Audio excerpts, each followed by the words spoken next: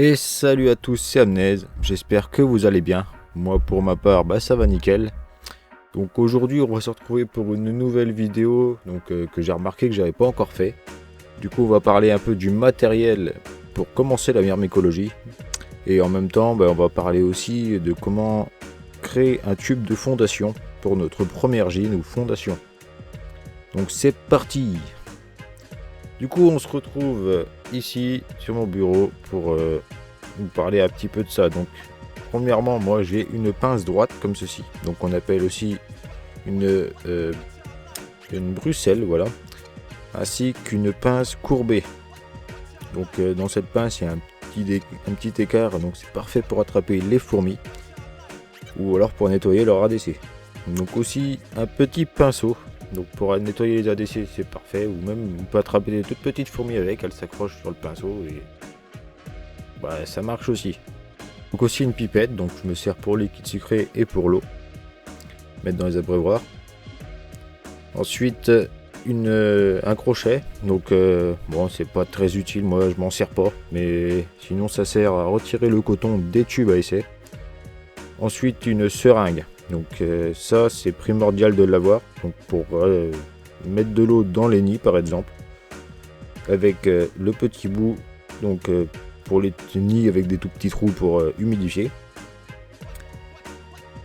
et aussi pour mettre dans les tubes. Donc aussi un tube de raccord, donc là, moi là c'est du 10 mm, mais il y en a de toute taille, généralement c'est du 10 mm pour les nids. Ensuite du liquide anti-évasion, donc de l'huile de paraffine pour ma part, donc ça ne coûte pas cher, on peut en trouver en pharmacie pour moins de 10 € le litre, donc c'est primordial pour si vous mettez un ADC. Ensuite il va nous falloir des tubes à essai, donc il y en a de toute taille, en plastique ou en verre. Donc celui-ci c'est un petit en plastique. Généralement on va recevoir les gines qu'on commande ou petites fondations qu'on commande sur les sites dans ce genre de tube. Donc c'est pas le top si vous voulez l'observer, mais sinon voilà, j'avais que ça sous la main. Ensuite il va nous falloir du coton, donc soit en boule comme ceci ou directement le gros bout de coton de boîte comme ceci. Donc c'est pareil, c'est à vous de voir. Donc ensuite pour l'alimentation, donc en liquide sucré j'utilise celui-ci de Anthouse. C'est du nectar alimentaire, donc de couleur verte, donc elles en raffolent. Donc voilà ce que ça donne, j'en ai mis dans un abreuvoir.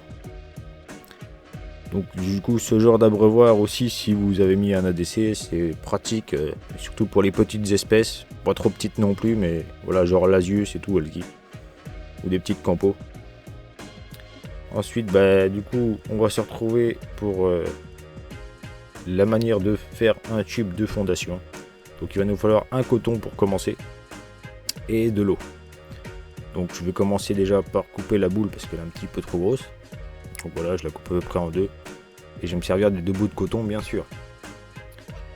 Donc du coup, on a nos deux bouts de coton, on a notre tube. Donc je vais prendre l'eau que j'avais déjà préparée en avance.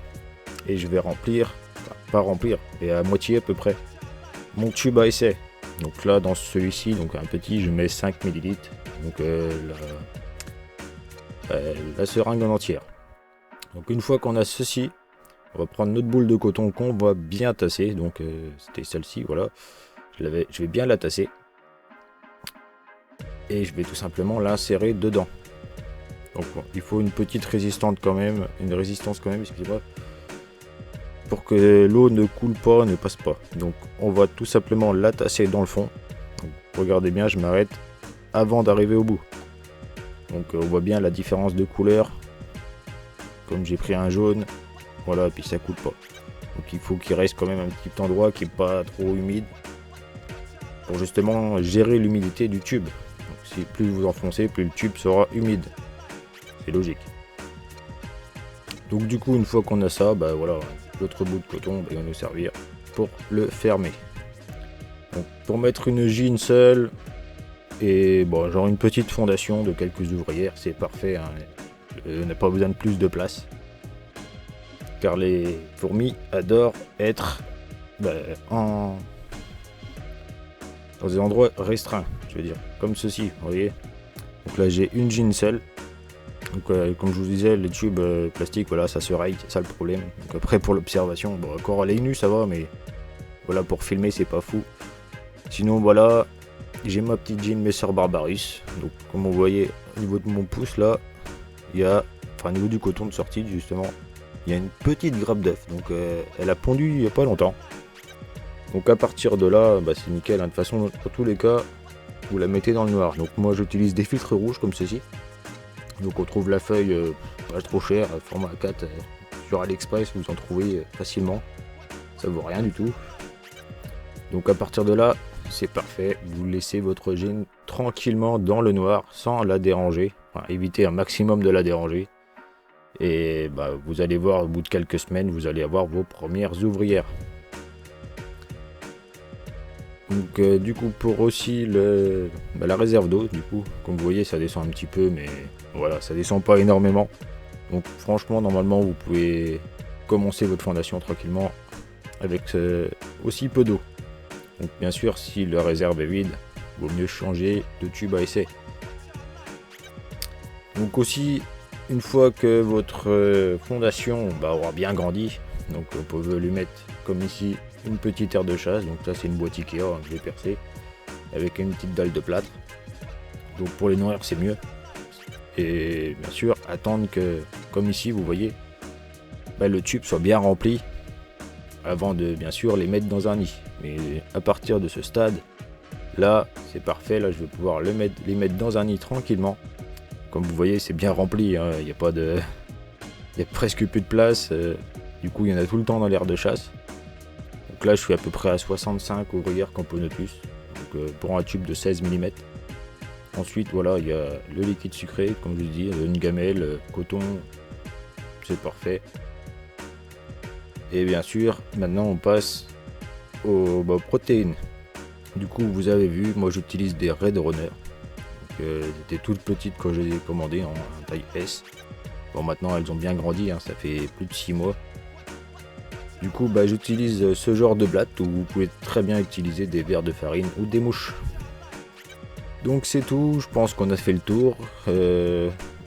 Non du coup j'ai oublié aussi le petit tapis chauffant. Donc primordial si vous avez des espèces exotiques. Donc comme ici des maculatus ou ici des parius. Sinon voilà, j'ai aussi cette espèce là qu'il va falloir que je chauffe. Donc là elles sont en diapose, donc elles sont pas chauffées. Ce sont les Nicobarensis. Donc tout ça c'est des Camponotus bien sûr, hein, ceux qui connaissent pas. Donc comme vous voyez tout ça se développe nickel. Ensuite bien sûr si vous avez des endémiques comme les Lasius ou ici des Chromatogaster scutellaris, donc pas vraiment besoin de les chauffer, hein, dans les 20 degrés c'est nickel pour elles. Donc comme vous voyez je suis à 20 degrés interne, enfin ambiant, puis 26 sur le tapis, donc c'est parfait.